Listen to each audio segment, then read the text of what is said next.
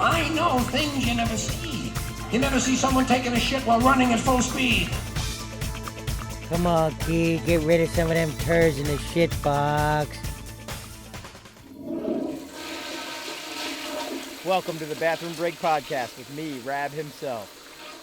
We're here on the Bathroom Break Podcast with Rab himself, and my guest today is Brandon Novak. Yeah. A lot of you know him from CKY videos. He's also Jackass, Viva La Bam, and was a pro skateboarder for a long time, and has quite a hell of a story.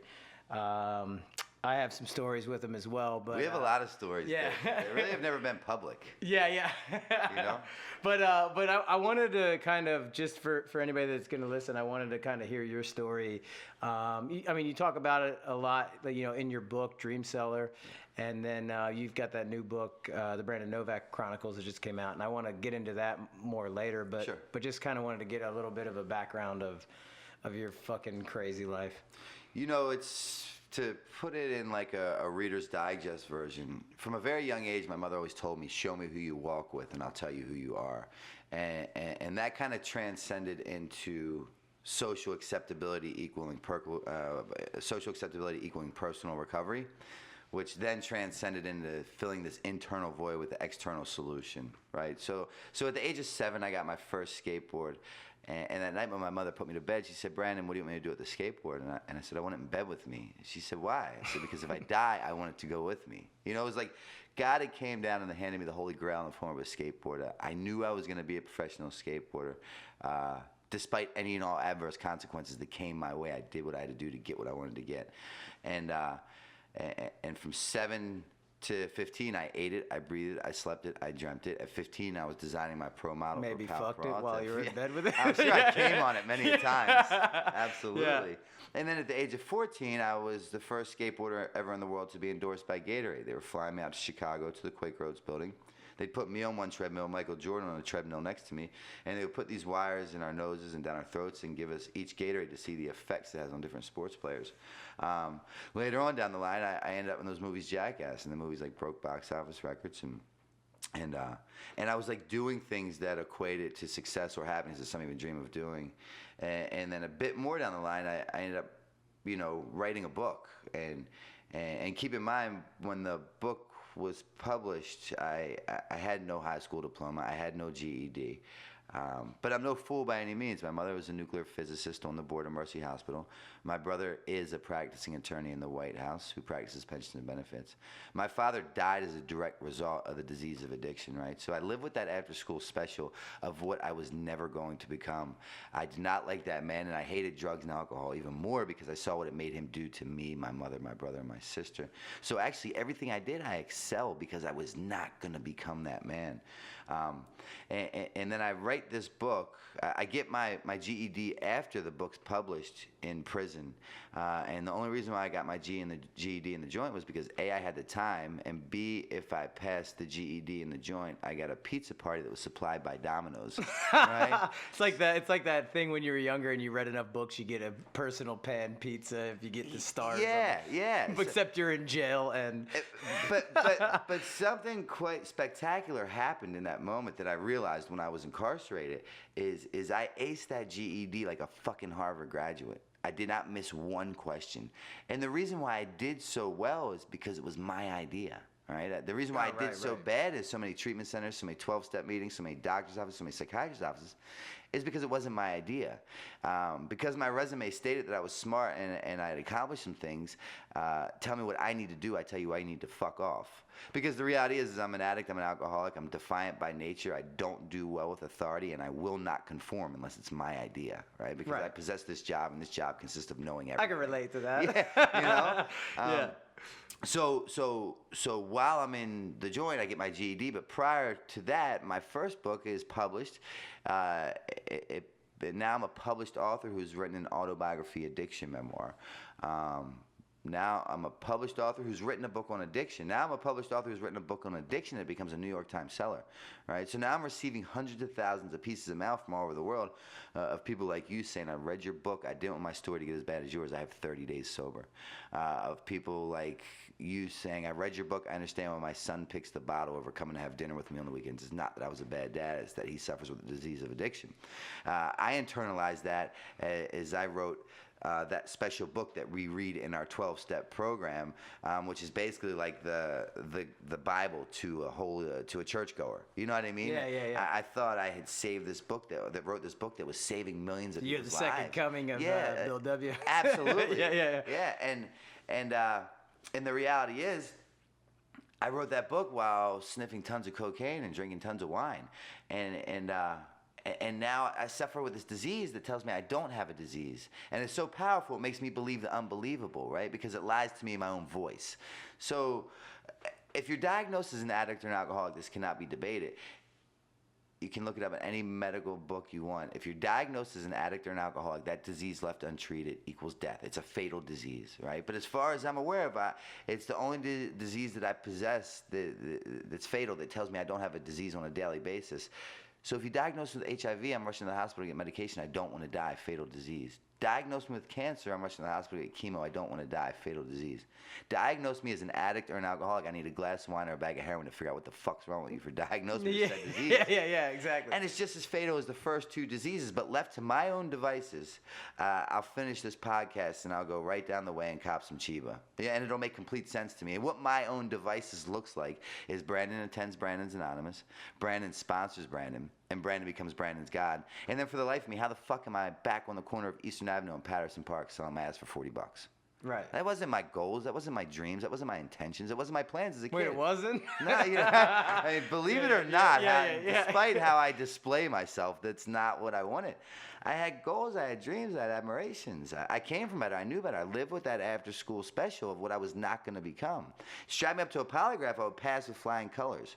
I'd have every police officer in the world saying, pat me on the back saying, boy, we wish everyone was as honest as you. Yeah. You know, remember when we did that polygraph thing on Viva La That was a doozy. Dude, it's funny because, like, as you talk about it, it's funny for me because I was witness to yours, your addiction throughout a bunch of the years, and I watched you go back to Baltimore, then come back with some chip.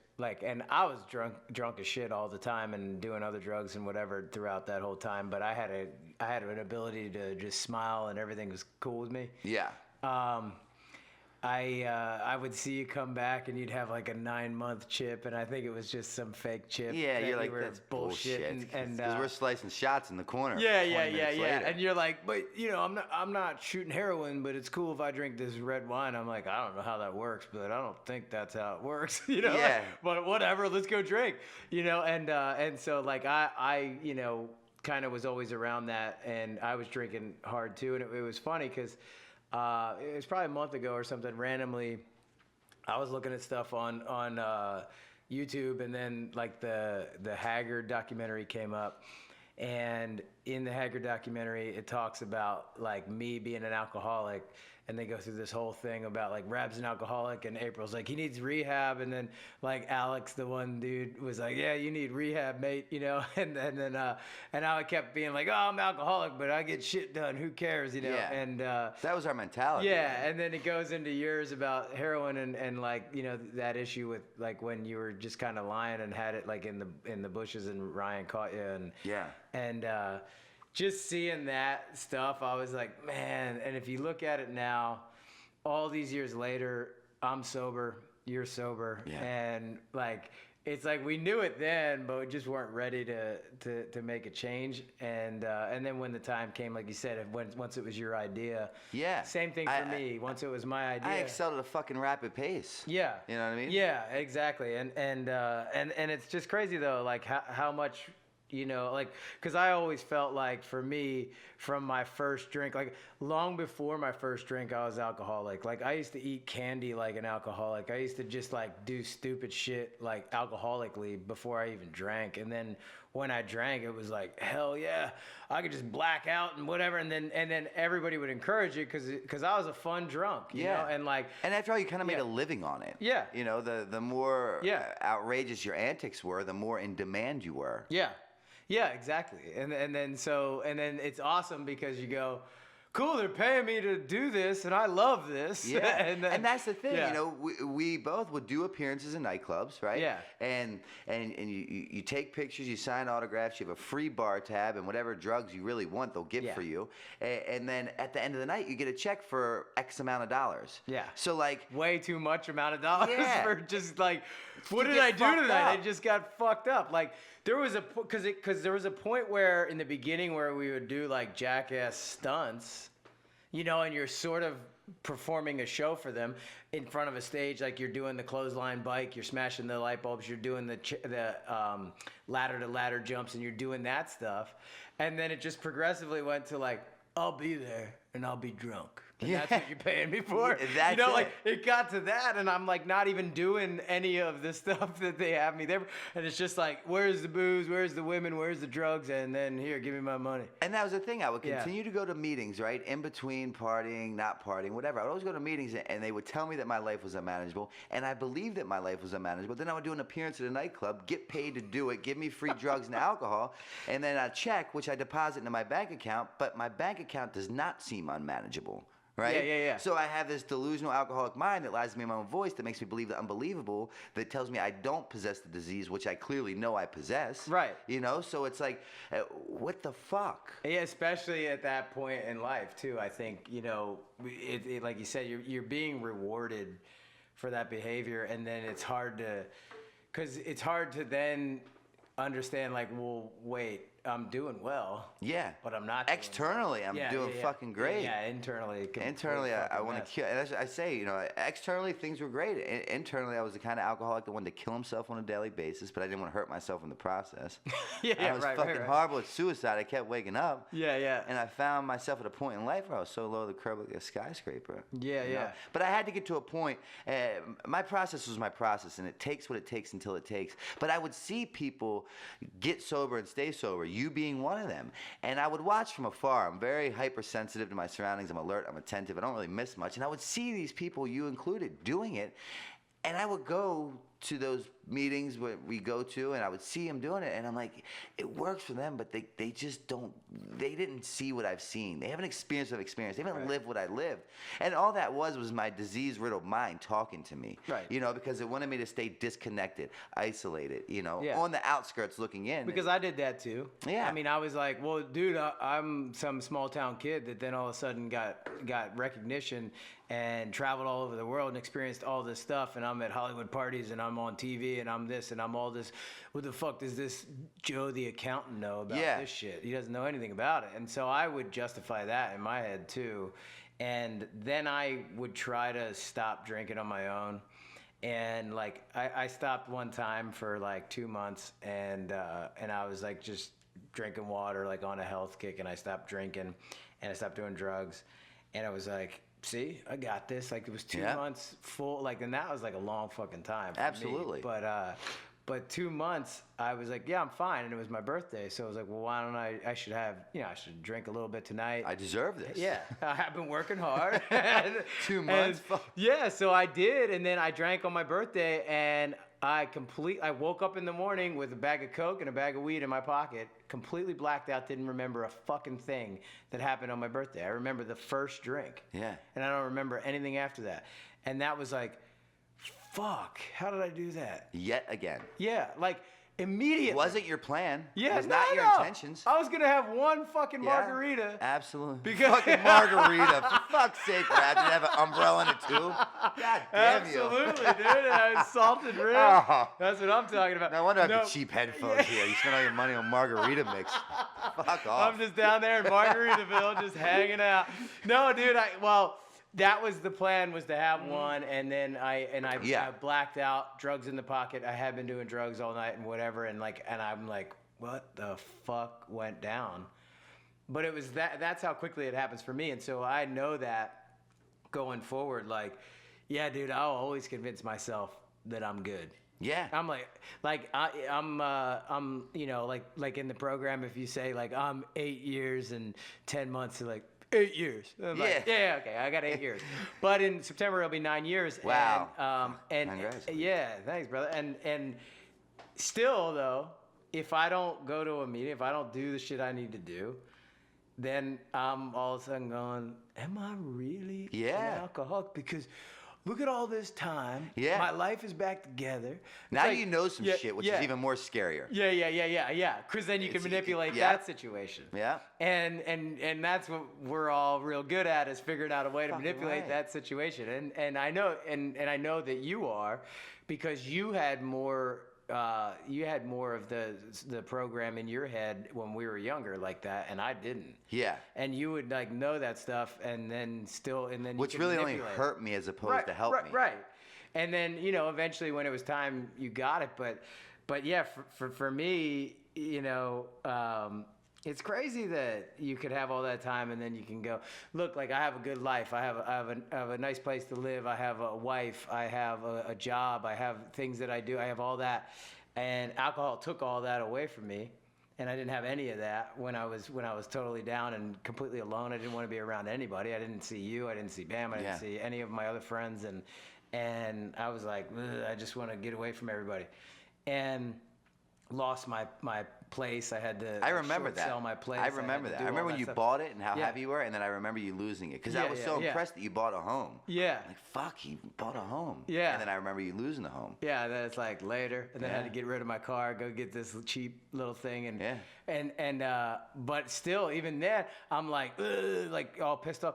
And I'm like, I got to drive this. And then now I look back, I'm like, dude, I still... Like, my mom helped me get a car still. And I live with my mom, and I wasn't homeless. But I should have been, and I should have been all these things, and I was so ungrateful for all of that shit. You can't see that at the moment. But then when you look back, you go, oh my God, like that's how my life was. Like, even in my bad times, it was still better than some people's. But it's just crazy. And then you build a great life through sobriety, and then still on some random days be like, should I burn this all down? Yeah, you know? Yeah. But the thing is, ignorance is bliss. But when you know you're to be held accountable, right? And they told me in the beginning of my sobriety, someone shared with me, he said, you suffer from a disease called alcoholism, not alcoholism. Yeah. And you can't stay sober on yesterday's sobriety. And my sobriety has a shelf life of 24 hours. Right? So I simply wake up each day and do a few simple things along the way each day to maintain my sobriety. But every morning when I wake up with untreated alcoholism, you know, so I get on my knees, I talk to my higher power, and I just keep it to the basics, because they said stick to the basics, kids, so God willing you don't have to go back to the basics. Yeah. You know, because I can get lost in the accessory of things and life and words and women and fucking money and the glitz and the glamour se, and I'll lose focus on my primary purpose. I've seen me do it. That's why I keep my past married to my present, because the moment I forget where I come from, I will return. Why? Because just what we were talking about, I will minimize it. I will say, hey, I just celebrated 3 years of sobriety. Hey, I work in the drug and alcohol treatment field. Hey, I have insurance. God forbid I had to go to treatment. I could get in with one phone call. Hey, I just bought a home. Homeless is a big part of my story, but now I own a home. Financially, I'm pretty good, so fuck. And it'll be different this time. You know? And the reality is that's... Nope. But the good thing is after drinking for 24 years... IV heroin and cocaine use for 20 years.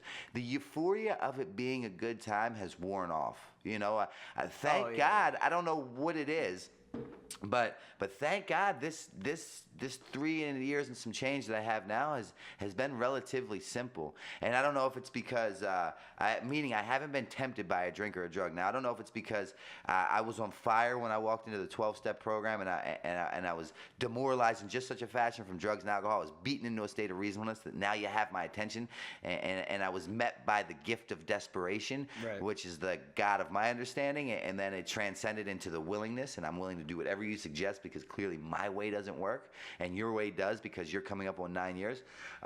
Or if it's, I always say, the God of my understanding brought me to the 12 steps, and the 12 steps brought me back to the God of my understanding. I don't know what it is, but I'm very proactive in my sobriety. Yeah, and what I heard just right there is just the willingness to do it somebody else's way, because Yes. that's the biggest thing, I think. Yeah, I mean, like I told you. At least what I've been taught and what I learned is that the minute I think I got it, because I'll do that. I'll be like, yeah, cool, like give my will over to some God and all that. Yeah, here you go. Wait, hold on, let me have that back. Just for 5 minutes, I got this. And then I'll take it off the rails. But It's like my character defects. I don't want to get rid of them. They serve me. I like to do whatever my defects are until they don't serve me. And the reason why they don't serve me is because I get caught doing them. Yeah, right. So let's say it's women. I'm cheating with. I got 3 women. I'm cheating with one or all 3, banging each one of them out. And then that's my defect, right? It's my character defect. Women, I ask God to remove them when He sees fit. When He sees fit. Yeah. Usually that happens by the one woman catching me about the other woman. They all tell all 3, and then tomorrow I have no women to fuck. And I'm like, God, I'm not gonna rightfully give that. He sees fit. Yeah, it's like, you know. Yeah. No, exactly. So the thing is for 20 years I possessed that job, and this job put me in a lot of positions I didn't like to be in, and a lot of feelings I didn't like to feel, and that job consisted of knowing everything. And my resume stated I knew some shit, so you tell me what I need to do, I tell you what I need to fuck off. Walking into my 13th inpatient treatment center, my mother had bought me a plot. People had taken life insurance policies out on me. I just woke up from being on life support for 7 days. I've been medevac to 4 different hospitals in 4 different states from 4 different overdoses. My mother had she had sold 3 homes to financially pay for me to go to 2 treatment centers. She had depleted several savings accounts. She has nothing left to give, so she's went to God with one prayer, and that prayer consisted of, God, please cure him, or kill me. I can't take it anymore. Walking into my 13th inpatient treatment center, my worldly possessions consisted of 8 scarves, 2 jackets, 3 socks, 1 stick of deodorant that fit into a bag that doubled as a pillow, 4 cigarette butts that I picked up off the street, a needle, a spoon, and a restraining order. I walk into my 13th inpatient treatment center. And some things that happened, and I don't have time to get into them, but my clothes were literally ripped off my back, and I didn't have underwear on. And this 19-year-old... Oh, Nudie Novak came out to play. He had one more appearance to make. This time it was in a Catholic Charities rehab. Yeah. Where they weren't too impressed to see me. Perfect. I was not getting paid. I actually paid this treatment center $3 to come in. And this this 19-year-old fucking text worker, he's like, Mr. Novak, you're back. And I'm like, aren't you a fucking genius? You don't miss anything, do you? Yeah. And he's like, your clothes aren't rehab oriented. You need some underwear. You need some sweatpants. You need some slides. And I had none of those items. So he takes me downstairs to the basement of the Catholic Charities rehab, and as this 19-year-old kid thumbs through this box looking for a pair of 2nd, 3rd, 5th, 10th hand pair of used underwear. I'm praying to God he finds them, right? I'm praying to God that he finds them. Praying to God for a pair of 10th hand used underwear. And he doesn't find them, right? But what he does find is a pair of size 40 women's sweatpants with no drawstring, a woman's tank top, and a pair of size 13 Jesus sandals, right? So in that basement, that Catholic Charities rehab, I was met by the gift of desperation, God, right? My higher power. And with that came a sense of willingness unlike anything I've ever experienced. But what I realized in that basement was that job that I possessed of knowing everything. I came to the realization, what I know is that I don't fucking know. And my best thinking continuously gets me here time and time again. And that was like the most profound revelation. So when I realized or came to the understanding that I know that I don't know, it was like, dude, you do, man. So just show me, you know? And I followed. If you told me to fucking stand on my head in the corner naked and jerk off for 4 months straight, I would have done it. Yeah, with a thumb in the ass. You fuck. That's what I'm I'm apple in my mouth. Whatever you want, dude. I'll do it. Yeah, no, but that's it. I mean, that's it. And I think, like you said earlier, the gift of desperation, that's it. Like, if you don't have that yet, then you're not ready yet. No. And so, like, you notice that. Like, that's probably the smartest thing you ever realized in your life was that you don't know shit. Yeah. And you know what? Every other time I went into treatment, I went in there with a plan, right? This particular treatment I've been to 4 previous times, and they would say, okay, Mr. Novak, your insurance covers 90 days. And I'd say, in theory, 90 days sounds great, but in reality, I'm more of a 45-day kind of fella. I have this woman to do. I'm going to run this. Yeah, I would tell the counselors how to counsel me, right? Fuck, I'm a published author who's written a book on addiction. What do you mean I fucking know some shit, you know? But I would go in there with a plan, and all plans are expectations, and expectations are nothing but unfulfilled resentments. So the moment you don't do as I think you should do, say as I think you should say, or feel as I think you should feel, I'm fucking furious. So this time, demoralized in just such a fashion from drugs and alcohol, beaten in no state of reasonableness, I walk in there with no plan. And that no plan has resulted in the best of plans. Right. That lack of plan has produced the best of plans. Well, realizing that it's not your plan. Yeah, because I gave it over. You know, when Yeah. I've learned in this process, when I want to make my God laugh, I tell him how my day is going to go. Yep. You know, I don't fucking run this shit. And I know that I don't. And I make sure I don't try to get credit for what I didn't do. Because then all of a sudden I'll think I'm the all-powerful. Then Brandon goes to Brandon's Anonymous. Brandon sponsors Brandon. Brandon's Right. Brandon's God. Then I'm fucking sucking dick for another bag. Yeah, exactly. Well, and then I think that's what happens is like, you know, especially people like us that had some success in the public eye, you then can justify, well, I knew what I was doing. I was just like, a lot of that is luck, man. A lot of that kind of fell into the way it did. Yeah, maybe you did the work to be presented in that thing. But if you look at no one, I mean, back when Jackass started, none of us, no one, Knoxville, Tremaine, any of those, nobody knew that would be successful. It was like, put together this pilot, put that on, and maybe they'll want another episode. God willing. Yeah, and then all of a sudden they order more, and it becomes a thing, and then it's like no one could have predicted that, though. Like, how could you ever know that? And so to like, you know, for me at a time, you become like, I don't want to go into rehab. I don't want to go to these places because these people know who I am. Yeah. And I did this and this.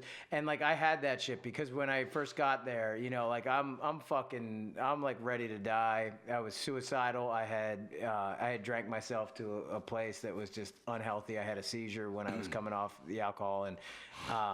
And I was in this place going, you know, like, I'm looking at death right now, and I need to figure out what the fuck to do because I mean, I did way too many pills and I did way too much coke when I would be drinking. Mm-hmm. So because I drank to a blackout, I didn't know what the fuck I was doing while I was drinking, and so that stuff is dangerous as shit. Yeah. You know, like because for whatever reason I live, but you see a lot of people die doing way less than I did because the amount of blackout, the amount that I drank when I drank was like fucking stupid.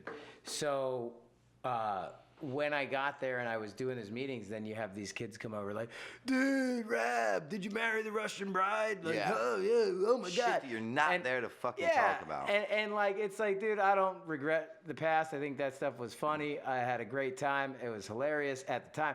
But while I'm like fucking suicidal and like coming off of drugs, alcohol, and all that shit, and trying to, and basically this raw nerve of trying to like figure out how to fucking live life on life's terms, I'm going, dude, fuck you. I don't want to talk to you about that shit, like, or whatever. Yeah. And I'm just like, and I wasn't like blatantly rude, but I was kind of just like, oh yeah, cool, man, I'm not here for that. I'm just trying to like because your watch life I'm depends trying to on listen to the meeting and the try reason to why you're here. Yeah, exactly. And then you get this, oh, that dude's a fucking asshole, like Yeah. these people are shitheads, like all those jackasses, and they would say it in the meetings, like those jackass dudes are fucking assholes. And I'm like, dude, whatever you need to say to make yourself feel better, I gotta like not give a fuck about that. Yeah. Because there was a long time where I was out like, and it was just, oh, Rab's smiling, Rab's laughing, like, and it was like, oh, I'm just gonna please everybody. Yeah. I gotta be nice to every get single it, man. person and do all that stuff, and it nearly fucking killed me. I always say, man, for years, I would go in and I would save my face, right? Because I didn't want people to talk bad about me, not accept me, not like me, not approve of me, not want me. And I would save my face in those meetings and treatment centers. I would save my face, and I would literally lose my ass on the street corners, right? So then when the pain got great enough, I came in there and I saved my ass. And somewhere along the line, my ass and my face kind of correlated. You know, because the pain got so great. You know, I'm like, you know what? Your fucking opinion of me does not pay my bills. Your thoughts and feelings towards me will not keep me sober another day. And how you feel about me will not give my mother a sound night's sleep. You know, so I'm like, I just kind of realized that sobriety is an internal job, right? It could not come from any pussy. It cannot come from any paycheck. It cannot come from any home. It cannot come from your wallet or it had to be internally done. Yeah. No, and it's 100% that. And I think it was like, it's not that I don't care what other people think, because a lot of people love to say that, but we all fucking care. Right, yeah. And but it was more that, like, I got to take care of me first and foremost, and then then I'm able to kind of get out there and talk about the Russian mail order bride or these things, like, or whatever, because that stuff's hilarious. And I've gotten to a place in my life where I look back on it with fond memories, and I had a blast, and it was funny and fun, and it was some of the best times of my life, with you, with all the guys. And it took me a minute to get there, though. Yeah. And of course there's always like what happened with you and Bam, or like, what happened? And I'm like, dude, I just needed to get away for a minute so that I could take care of me, save my own fucking life, and then get right. Because the thing about me, I think that, like, it's like, if you look at you and if you look at Steve-O, like, you guys were like in people's face with your problem. Yeah. And I was like a sneaky, like, I'm not going to let anybody know. I'm just going to go over into my house and just do some coke and then drink and then be alone, and then nobody has to be around me and nobody sees that I'm doing all this. And that was like my thing, was being that creepy lurker that's like trying to get away from everybody so I can do drugs and drink the way I want without anybody taking notice or saying like there's a problem there. Yeah. I mean, granted, on tour with CKY, on tour doing the promotional stuff for the shows and stuff, I was drinking like a fish, and it was okay, and it was accepted. But like, I told a story once about, like, I ended up like sleeping in this family's home, like, while like they were there. Like, I got drunk as shit. I went into this bar and I'm drinking all these shots, and like, people were going, "Oh, it's Rab, dude, do a shot with me." So about like 30 minutes I was there, I did 20 shots down the bar.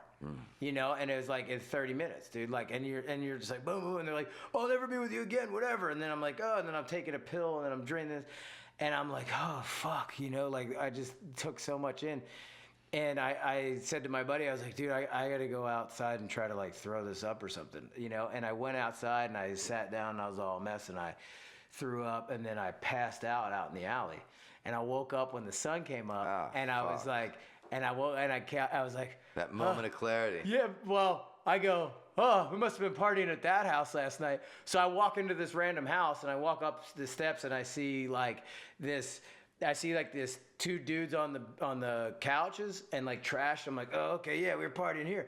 So I go upstairs, and then I see a girl in the bedroom, and like, yeah, and then I go into the master bedroom and I fall asleep. And I wake up 3 hours later, and I'm like, yo, this does not look like a college house. Like, and it was like this nice master bedroom. Wow. I fucking slept in these parents' bed. Like, and all I could come up with is they must have, when the sun got up, they must have went out for a walk on the beach. And I slept in their bed, and then I walk down the steps. I look across the thing, and it's like this 14-year-old girl. I go downstairs, and it's like two like 10-year-old dude, like boys. Wow. On the thing, and it's like a pizza box and a fucking soda. And I'm like, oh shit, like, and like, I'm like, I slept in this family's house, like drunk, and I get out of there, and I'm like, damn, dude, like, if they were there, like, that dad had every right to shoot me. It turned out really bad. Yeah. But I mean, that's the way I drank. I drank like that all the time. I had at the Viper Room. I think you might have been there. It was like we were drinking with all these Hollywood celebrities, and then Bam's like, you should slow down. I'm like, fuck you, and I keep drinking, and I walk out I stumbled out of the back of the Viper Room. I end up in some parking garage underneath a bunch of rolled up carpets. I get out. I check my ass. I check my wallet. I'm like, I'm not raped. I didn't get robbed. Sure. Fuck it. I pull my pants down, and I shit on this Mercedes, and I go out, and I'm walking around going, where the fuck am I? Couldn't figure out where the fuck I was or how I even got there. And then I ended up getting a cab down to Orange County to get to Darren Miller's house. Yeah. Because all the guys were there. And then I get in there. I'm like, you fucking guys left me. Everyone's like, fuck you, dude. We were calling the hospitals, the cops, everyone. We don't know where the fuck you were. And I'm like, oh, okay, shit, my bad. Yeah. Then we have a drink to sort it out. Yeah. No, absolutely. Yeah. Like, I mean, the whole way home, I'm fucking, like eating weed and whatever, and whatever pill I have, and doing that. And then I get there, and it's like, all right, let's do it again. Because we find ourselves where the abnormal becomes the normal. Oh, right? yeah. We're living on this animalistic level. And you surround yourself with that. Yeah. And that's what I always laugh because I would say to myself, like, oh, like Novak's doing heroin, and then you'll be like, well, Rab drinks like a fish. I'm not that bad. Yeah, At and least then I'm not that bad. yeah, and then and then you look at whoever else, and you're always pointing the finger. And I remember what was so funny to me. So right after Ryan passed away, everybody was meeting up at like 15 North to just kind of get together and see each other. This was a few months like right after, and you had like been in jail. Yeah. And you just got out. And you're out and you're like standing there drinking like red wine and I'm sober. I was like 2 years sober at that point. I was a year and 9 months sober when Wow. Ryan died. And so I was about 2 months sober right at that point, or 2 years sober, and you're standing there drinking and you go, yeah, what's different with you? And I was like, oh, I got sober. And then you're like, ah, man, good. You needed it. And while you're drinking, you just got out of jail. You're drinking. I just did a year in the joint. Yeah, and you're telling me about these jailhouse workouts and all this stuff, and I was like, all right. Deflection at its best. It's not me, it's them. External situations. Yeah, exactly. And then in your own addiction, you justify like, well, good. Like Rab needed it because he was a problem drinking. Like, but I don't have a problem drinking. I just have a problem with heroin. And it's like, well, you're just transferring your addiction. And the thing is, I really believed it. No, when I know. I said it. I know. I saw it in your head. Deflecting. It was like, no, I'm really happy for you. you. Yeah, you were. Yeah. And you were like genuinely happy for me and like believing like, well, you needed it. I don't need that, but you needed it. My turning point, like where I realized enough was enough, was for 20 plus years. Every time I had a glass of wine, I sniffed a line of blow, I ate a pill, I shot a bag of heroin. Every time, without fail, the delusional effect was always produced, which would allow me to escape the reality that I had created for myself, right? So now I'm okay with letting men blow me. Now I'm okay with my mother buying me a plot because I start to sober up for a second. The moment of clarity sets in. I do another shot of heroin. Delusional effect produced. I escape the reality that I created for myself. And now I'm a 35-year-old homeless heroin addict, just got kicked out of my mother's restraining order, nowhere to go. And I find myself in this shooting gallery, and I have a pile of heroin and a pile of cocaine in front of me, $180 worth. I remember it very vividly. And I fill up a big speedball on this needle, and I put it in my arm. And if I did it now, I would surely die. If anyone did it that gets high, they'd fucking, very close, if not overdose. And I put this shot in me, and that delusional effect was not produced, which meant I could not escape the reality that I created for myself, meaning that the moment of clarity that I lived in was high and sober. Right. What do I do when it stops working? I couldn't get high or drunk enough to escape the reality. It literally had stopped fucking working. And that's when I'm like, dude, this sucks.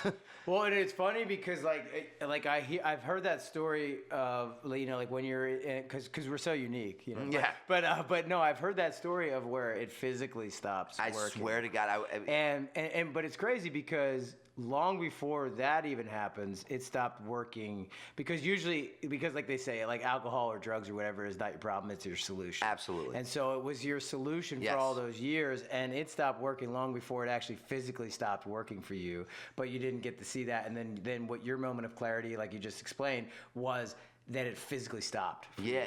For me, it was like, well, like it wasn't working because I financially fucked my whole world up. I had lost my house. I had this, I had that, like all those things. Yeah. I could still produce the level of escape that I needed with it. Yeah. But every single time that if I ever tried to sober up for a moment, it was a fucking nightmare. Yeah. Anxiety-ridden, depressed-ridden nightmare of hell, and just full panic attacks and like crazy. I couldn't read. I couldn't do anything. But it's funny that you talk about that too, like that it physically. So like you progress further along in it, and luckily you had that moment of clarity while. Like it didn't work for you, so that's what. And what the fuck do I do? I've given it everything. I've given it homes. I've given it women. I've given it careers. I've given it friends. I've given it family. I've given it my fucking sexuality when it calls for it. And you name it, I give it. And then all of a sudden at 35, the one thing I've depended on, I've counted on, I've loved, I've cherished, says I'm done with you. what the fuck? I've came way too far to turn back. I literally have given you everything. And I stand before you, a 35-year-old homeless heroin addict with 8 scarves, 2 jackets, 3 socks, 1 stick of deodorant, 4 cigarette butts, a needle, a spoon, and a restraining order. What the fuck do I do now? Yeah. But get sober. Yeah. And I kicked and screamed the whole way every time going to those facilities and going to those 12-step meetings. I kicked and screamed the whole time. And until I went through every channel that I thought would work to get sober, and it didn't, did I decide to experience those 12 steps. And when I experienced those 12 steps, it was the only thing that could rid me of the obsession or lift me from the desire to want to drink or drug.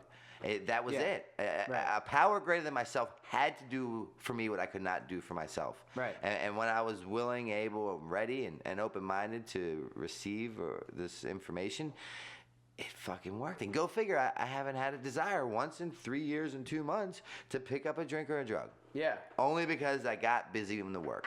Yeah. No, and it's crazy because I think some people, when they go into recovery or whatever, they go into a rehab or they go into meetings and they do that stuff, like the quick out is, oh, this God shit, I'm out of here. Yeah. You know, and like people don't really tend to find God until they get bad. Yeah. Right, exactly. That, and or like they just want to find a way out, and you can always find a way out. But the thing is, like, your God doesn't have to be some bearded dude in the sky that grants wishes. It doesn't have to be what your God is or what that guy's God is. It's like, it doesn't have to call it that either. No. And you can just be like, yo, what I realize is I don't control this world. No. And so I wandered into a place where some dude knew how to stop drinking. Yeah. So that guy could be the guy that just shows me how to do that. And if that means that I've got to accept that I don't have any control over my drink or my drug or this stuff, then that in itself is turning yourself over to the higher power. That in itself is going, shit, I don't get it. I don't know. Yeah, and that's the thing. I can't stay sober on my own, right? I cannot do it on my own. And I have some sponsees that have some issues with that God word. And it's a very fucking intimidating word, if you will. Yeah. And we have to bring it. I said, look, you can't drink on your own. Clearly, us group of drunks can stay sober together. So maybe that could be your higher power, a group of drunks. Yeah, right. Because check out, it says that I cannot control my drinking. My life is unmanageable, right? I'm powerless over drugs and alcohol, right? Yeah. Tell me if this doesn't prove that there's a power greater than ourselves. I went from being completely powerless over drugs and alcohol to now having complete power over drugs and alcohol. I've recovered from a hopeless state of mind and being. And now I have goals, I have dreams, I have aspirations, all through my higher power and the program that we work. But from being powerless, and it says I am completely powerless over a drink. I pick up one drink, I cannot tell you where I'll be, who I'll be with, or what I will be doing, and nothing is off the table, I promise you. I can go from that to being recovered, to sound mind and body. That's something more than me that did that for myself. Yeah. If I could do this on my own, I would not be here talking to you tonight, Rab. Absolutely. And dude, it's like, do you believe that I believe? That kind of idea. And the funny thing is, as you were just saying that right now, I remembered this moment of, and I don't know if I ever told you this, but so I had been sober and I wasn't living in Westchester anymore. I think I was either living out here or in Philly or something, and I was just driving through Westchester because I was going to visit like family, and I pulled down like that little turn to Chestnut Street where it like forks off at the beginning of the town there, and I pulled up. And like, I saw you walking, like this must have been like probably 11 in the morning, 12, and you clearly had been fucked up, and like probably from the night before, or just even still trying to figure out how to get something that day, and you were like you look like death, and I drove up and I was like, there's Novak. And I was like sober, and all of a sudden I was like, I can't say what's up to him. And I just like kept driving. And I was like, man, I hope that dude figures something out. And I thought right then I like sent a prayer up, just like I hope that dude figures something out, because I knew there's nothing I could fucking do to help you at all. And I looked at you, and when I was on the other side of the sobriety fence, you look like a stranger to me, and I had spent all those years with you, and you're like a brother to me. Yeah. And I love you. And I just got chills, man. And I thought to myself, like, I can't fucking do anything. Yeah. I gotta keep going. Yeah. And all I could do was throw that prayer up and just kind of hope that someday you found your way. And it's just fucking rad to think about how I saw you like that and how I see you like this. Like before we started, I said, like, look at you all put together. Look at it. But it's fucking rad to see that. And it's amazing to see what a program can do for people that are struggling. Yeah. What it did for me, and then what it did for you. And it can do for countless others. Right. Like this is open knowledge. It's free for the taking. They're not selling it to the cool kids in the bathroom. Yeah. You know? Yeah, well, the people that think they're cool. Yeah. Whatever it takes to get you to fucking come in. Yeah. But that was the thing when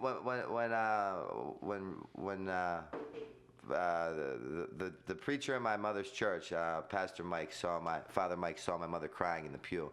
And Father Mike walked down the aisle, my mother's crying in the pew, and Father Mike says, Miss Pat, what's wrong? And Miss Pat says, Brandon, Father Mike, it's Brandon. He's never been worse. I've sold homes. I've financially drained my bank account several times. There's nothing left I can do for him.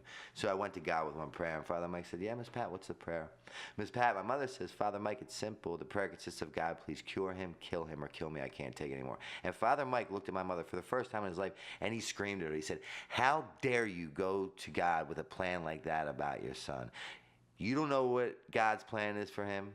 I don't know what it is, and Brandon doesn't know what it is. And I always say, thank God I didn't know what it was, because I would have fucked it up. Yeah, I would have made a left when I should have made a right. I would have went around it when I should have went through it.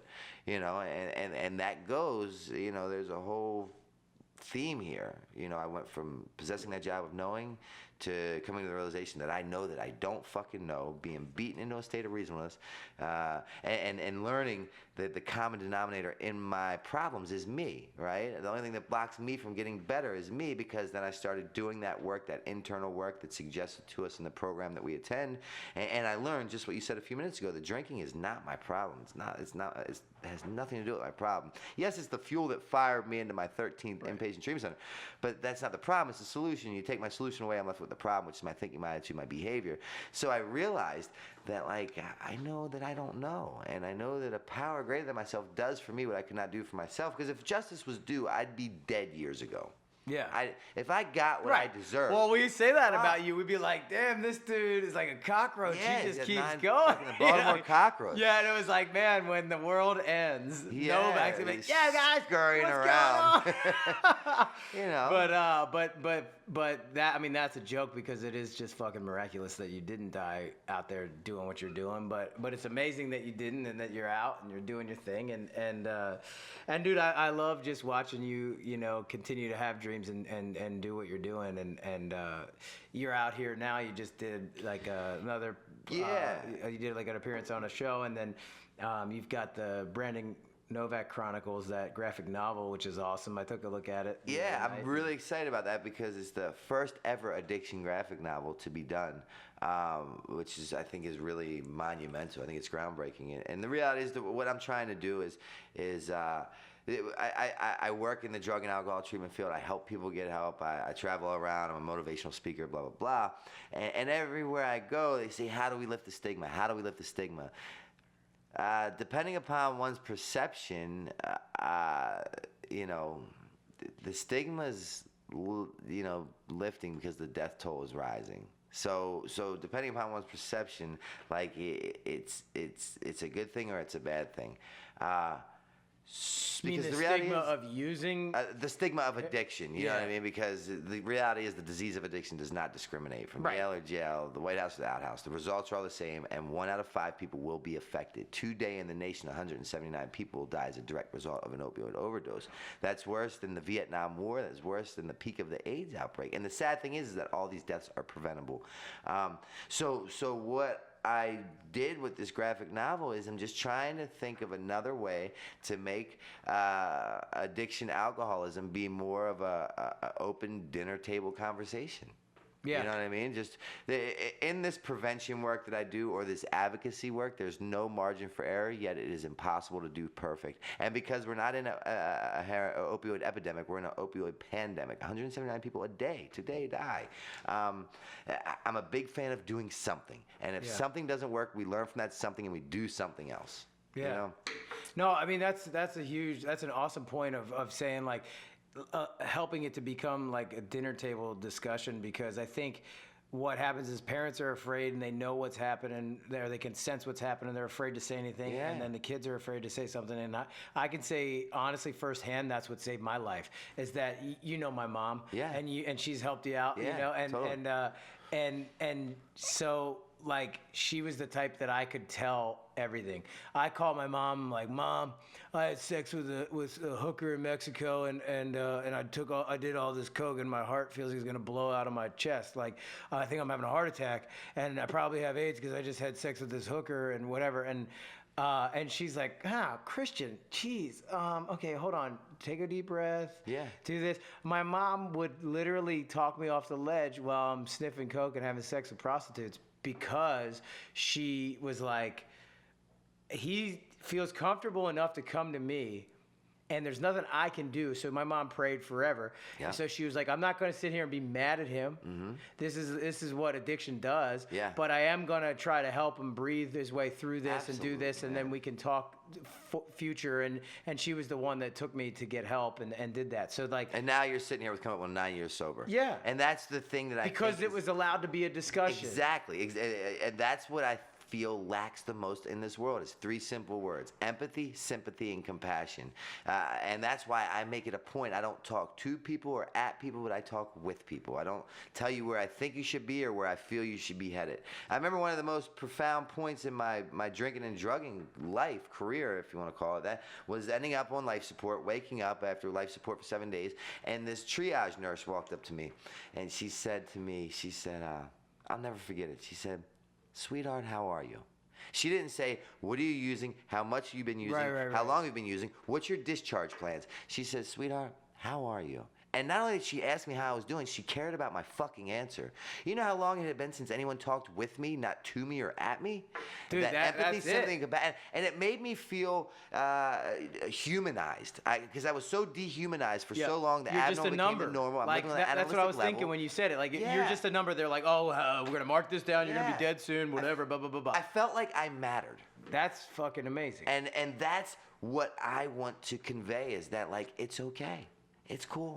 Right. Together we can do this. You Yeah. know, it's gonna be okay. And that's it, man. Is like, I think they say this a lot too in the program, is like, you're not a bad person becoming good, you're a sick person getting well. Yeah, and that's what I taught, you know, including myself. I and my sponsees I work with, you know, they have something to say about somebody, this, that. And I said, they're sick. They're sick in their own way, just like you're sick in your own way. I'm sick in my... I didn't come in here because I'm a fucking gentleman and a scholar. I didn't feel like I needed a few more friends. Wander.